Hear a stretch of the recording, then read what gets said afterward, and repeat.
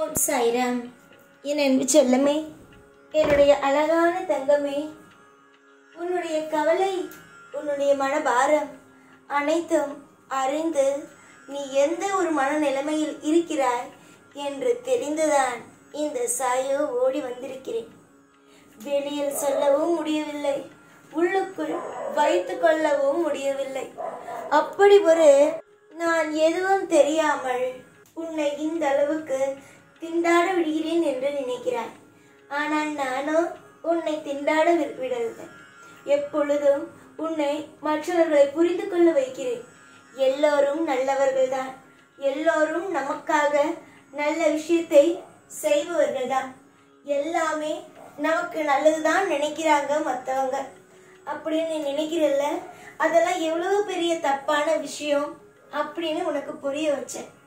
சமீப காலமா உனக்கு அதிகமான உறவுகளால் பாடம், இதுவரைக்கும் பணம் இதெல்லாம் உனக்கு ஒரு பெரிய பிரச்சனையா இருந்துச்சு. ஆனா இப்போ சமீபமா உன் வாழ்க்கையில அமைஞ்சிட்டு இருக்க விஷயம் என்ன தெரியுமா? உறவுகளால பிரச்சனை. நீ அமைதியாவே இருந்தாலும் நீ எந்த ஒரு விஷயத்தை பத்தியும் யாருகிட்டையும் பேசல அப்படின்னாலும் சுற்றி இருக்கிறவங்க என்ன தெரியுமா, உன்னை பார்த்து பேசுறது, இவதான் எல்லாத்தையும் சொல்லி கொடுத்தா, இவதான் எல்லாத்தையும் மற்றவங்களுக்கு சொல்லி கொடுக்குறா, இப்படி ஒரு பேச்சு. ஆனா உனக்கும் எந்த ஒரு விஷயத்துக்கும் சம்மந்தம் இருக்காது. ஆனா உன் பேர் மட்டும் அந்த இடத்துல நிறைய அடிப்படும். உனக்கு செய்தி வரும்போதுதான் தெரியும் இந்த மாதிரியான விஷயங்கள் எல்லாம் உனக்கு பின்னாடி நடந்துகிட்டு இருக்குங்கிறதே. அவ்வளவு சின்ன பிள்ளைத்தனமா நீ இருக்க. ஆனா சுத்தி இருக்கிறவங்க உன்னை ஒரு மிகப்பெரிய ஒரு விளையாட்டு பொருளா வச்சு விளையாடிக்கிட்டு இருக்காங்க. தெரிஞ்சுக்க தங்கமே, இதெல்லாம் வாழ்க்கையில நீ தெரிஞ்சுக்க வேண்டியது ரொம்ப முக்கியம். ஏன் நான் உன்னுடைய உறவுகளை பற்றி உனக்கு காமிச்சேன்னா, நீ எப்பயுமே என்கிட்ட சொல்றது எல்லாரும் நல்லவங்க, எல்லாரும் நல்லவங்கிறது தான்.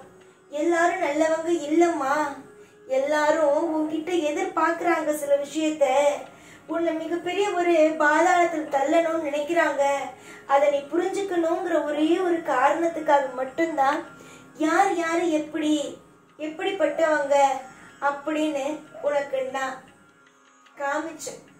ஏன்னா என்னைக்குமே எதையுமே புரிஞ்சுக்காம எல்லாரும் நல்லவங்க இருந்தான்னு ஏமாந்துடக்கூடாது. பத்தியா, இப்போ உன்னை சுத்தி 1000 உறவுகள் இருக்கு, அம்மா அப்பா வாழ்க்கை துணை அப்படின்னு இருக்கு. இவங்கெல்லாம் இருக்கும் போதே உன்னை இந்த அளவுக்கு ஏமாத்துறாங்க, நீ ஏமாறுற. இவங்கெல்லாம் உன் வாழ்க்கையில இல்லைன்னா உன் வாழ்க்கை இவங்கெல்லாம் என்ன செஞ்சிருப்பாங்கன்னு சொல்லி கொஞ்சம் யோசிச்சியா?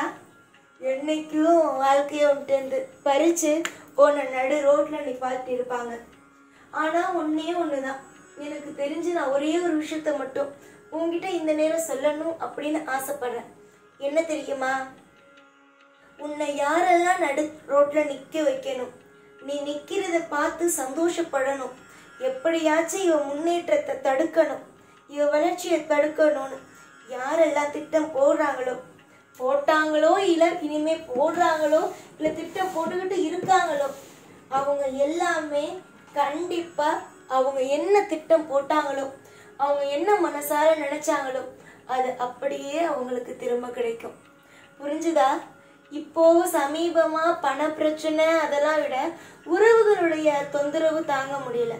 அவங்க கொடுக்குற ஒவ்வொரு வார்த்தையும், அதாவது உன்னுடைய உறவுகள் இருக்காங்க பத்தியா, அவங்க உன்னை பேசுற பேச்சு உன்னால தாங்கவே முடியல. எனக்கு தெரியாம இல்ல, எல்லாம் தெரியுது.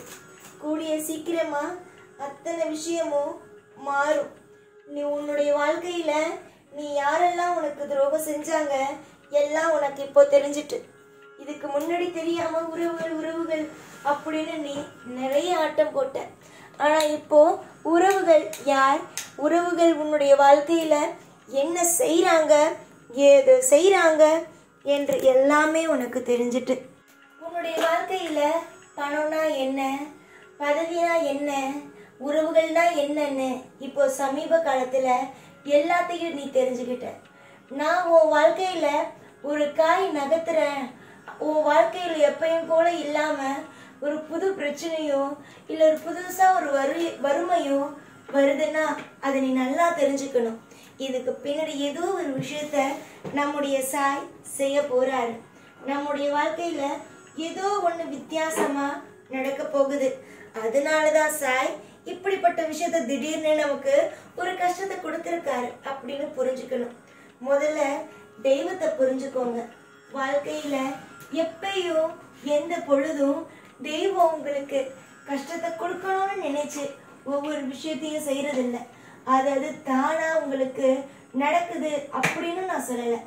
உங்களுக்கு ஒரு நல்லது நடக்க ஆரம்பிக்க போகுதுன்னா அதுக்கு முன்னாடி சில விஷயங்களை நீங்க புரிஞ்சுக்கிட்டு தான் ஆகணும், சகிச்சுக்கிட்டு தான் இருக்கணும். புரிஞ்சுதா? நல்லது நடக்க போகுதுன்னா அதுக்கு முன்னாடி சில சோதனை, சில வறுமை, சில சங்கடம், சில பகை இதெல்லாம் வரதா செய்யும். இது எல்லாமே வாழ்க்கையில மாறி மாறி வரும். ஆனா ஒரு விஷயம் நடந்து ஒரு பிரச்சனை வருதுன்னா அது முடிவுல நிச்சயமா உங்களுக்கு நல்லதுதான் நடக்கும். தொடர்ந்து உங்க வாழ்க்கைக்காக குரல் நான் கொடுப்பேன். உங்களுக்கு தேவையான அனைத்து விதத்திலும் உதவியாக நான் இருப்பேன்.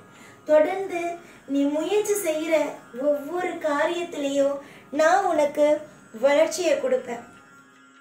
இதுக்கு முன்னாடி உன் வாழ்க்கையில நீ தோல்வி அடைஞ்சதும் இனிமே நீ பார்க்க போறதும் கொஞ்சம் வித்தியாசமா தான் இருக்கும். புரிஞ்சுதா?